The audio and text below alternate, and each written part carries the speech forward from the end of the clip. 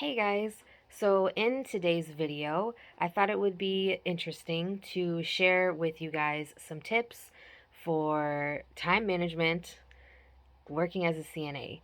And I definitely want to say that a lot of the tips that I have are going to be aimed more at newer CNAs, but obviously seasoned CNAs who have been CNAs for a while can also find value in prioritization, and time management tips.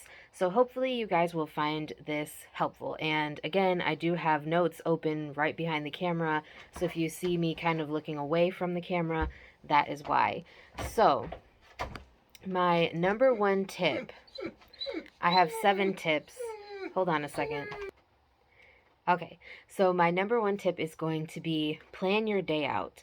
Now, obviously, with working in healthcare, your days can be unpredictable. You never know what's going to happen from one minute to the next because there's so many things that can go wrong, and you could have a really chill night or day or shift. You could have a really crazy day, night, or shift. Um, what I used to do when I was first starting out is I would kind of make myself a little checklist of everything that I knew for sure that I needed to get done before going in. And then I would check those things off as I got through with them just to make sure that I wasn't missing anything that I definitely needed to get done. So, um, obviously, like certain things, like if it's somebody's shower day, writing that down. Usually, what I would do is I would take a little piece of scratch paper, I would write down every single room that was assigned to me, and then, like, say, room 101 is a shower, or they have therapy, or they're going out, or their family's coming to visit, whatever the case may be, I would write that down next to that number. Um, just so that I remembered that that's what they needed to do or that's what was going on. So, doing things like that can help you stay on track throughout your shift. Obviously, the longer that you are working as a CNA or working at your particular facility, the more you'll get kind of a routine built and you may not need the list as much. But for me personally, even when I had a routine down, I still made the list just because sometimes, it can get crazy and it's easier to just make sure that you have a list, check it all off, so then you know for sure that you're not forgetting anything. Another tip that I have is if you are drowning, ask for help. There is absolutely nothing wrong with asking your coworkers to help you, especially when it's just one of those crazy nights and you are drowning. And I have done this before where on both sides where I've been afraid to ask for help because I didn't want to make myself look like I couldn't handle it, but in the end, I was only hurting myself and my residents. Um, so, not asking for help or being afraid to ask for help is also one of the quickest ways to start drowning during your shift. And it's no fun when you're like running from room to room to room to room to room and your patients or your residents are not really getting the care that they deserve. Um, Another time management tip is to avoid distractions. It is so easy to get distracted, especially if it's a crazy night and you have all these call lights going off. Try to minimize the amount of like outside work distractions that you have, like your phone, having conversations with your coworkers that don't pertain to work, um, you know, social media, TikTok, all that stuff. I've seen so many people, like especially on night shift, who watch YouTube videos, they watch TikTok, they watch Instagram, um, Netflix, and sometimes in the middle of them doing that, they inadvertently neglect their residents because you can lose track of time when you're doing those things, and then it all like piles up on you, and you have to get so many things done really, really fast. Um, so that's just a tip. And I'm not judging anybody who does that because obviously there is downtime, but it can lead to you being distracted and it can, come out as poor care for your residents. My next tip is to be organized. So, what I like to do is if I am working at a facility where I have a little workspace, even if it's just at like, if I'm working night shift, sometimes I'll sit at a dining room table um, on the unit and I will have like all my stuff that I need um, arranged around me, where like if I have a water bottle, I'll have like my water bottle, I'll have my pen, I'll have like the papers for what rooms I have, any like care plan sheets, things like that that I have.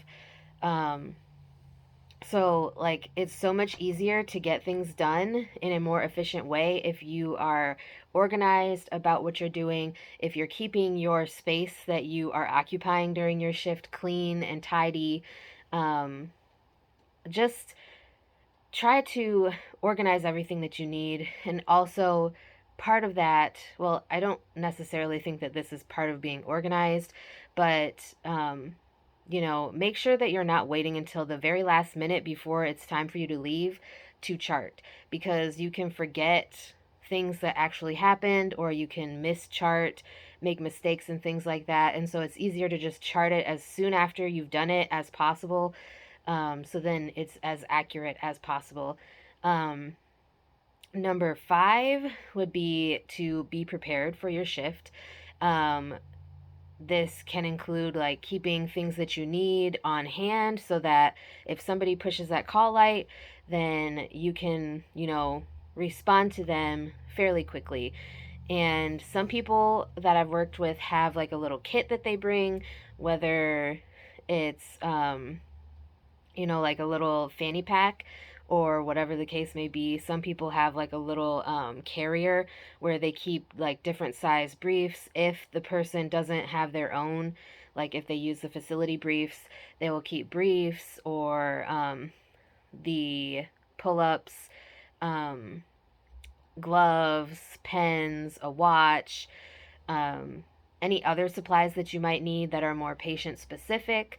They keep it in like a little kit. So then, like, say 101, again, as an example, pushes the call light, you can just pick up your kit and bring it with you. Now, that may not be allowed in certain facilities.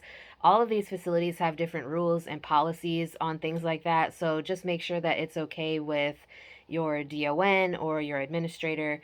Um, just because, it does help you be more efficient and respond more quickly, but they may not be okay with that. So you have to make sure that you're not getting in trouble for doing something like that.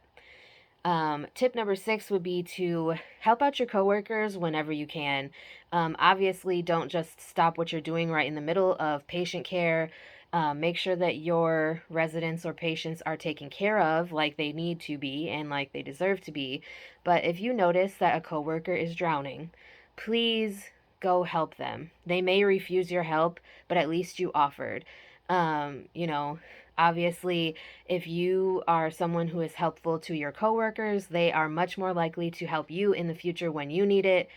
Um, but there's so many things that you can do throughout your shift as a CNA that even if you're caught up with all of your patient care tasks, you could be doing something else. You could be helping a coworker who's running behind, et cetera, et cetera. And last but not least, you may not think of this as a time management tip, but I kind of do, kind of don't. And that is make sure that you are practicing enough self care. The reason why I think that's a time management tip is because when you get stressed out and things are going crazy on your unit, it's so easy to just flip out when you're not practicing good enough self care. And for those of you who aren't familiar with self care, it may be as much as like making sure that you eat before you go to work, making sure that you pack a lunch, pack a snack, bring a water bottle, get enough sleep before you come to work. Make sure that you're not picking up too many shifts so that you're not like burning the candle at both ends, so to speak.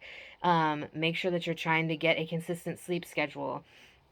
Because, when you start getting behind and you are tired or hungry, not feeling good, don't want to be there, it makes it so much more difficult to be good with your patient care and to provide that quality care that our patients and our residents truly deserve. So, hopefully, you found these tips helpful. Please let me know if there are any other topics you'd like to hear me talk about. I would definitely love to continue offering you guys medical content. It seems that you guys are liking these videos, and yeah. So, anyways, if there's anything else you'd like to learn about on my channel, please let me know, and I will talk to you guys again in tomorrow's video.